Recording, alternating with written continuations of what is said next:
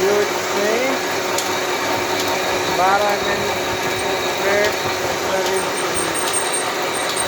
गोलाकार कटिङ गरी छेदा गरिँदैछ। यो चाहिँ पहाडको फुलको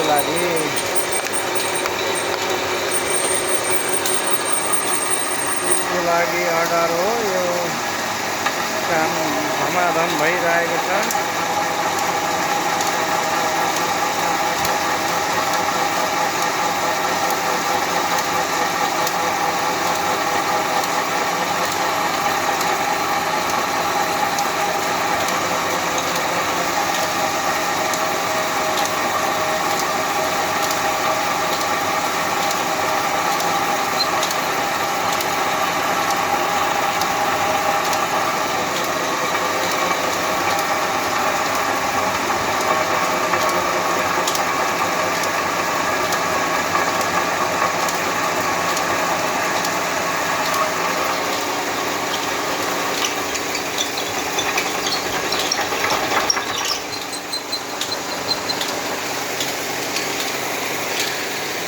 अर्को 16 mm फरवर्डमा यसरी थ्रेड बनाई हुकको लागि तयारी छ। यो चाहिँ हामीले जम्मा 96 पिस अर्डर भएकोमा हामीले सब बुना काटेर तयारी बनाइरहेको छौँ। अब यसलाई यो रडलाई चाहिँ हामी यतापट्टि बेन्ड गरेर हुक बनाउँदैछौँ।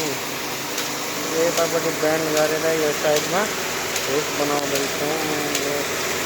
हाम्रो अर्डरको काम हो।